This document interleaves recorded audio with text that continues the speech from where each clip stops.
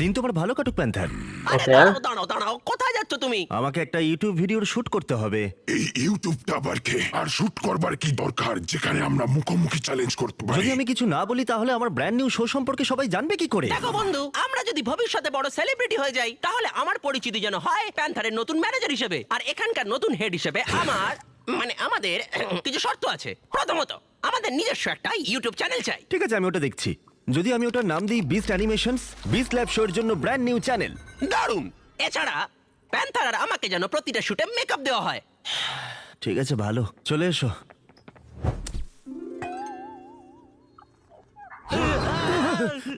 এই দেখে সাবধানে।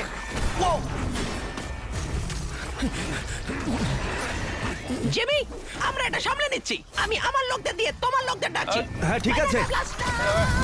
ও মাই গড, নিজের খেয়াল রেখো।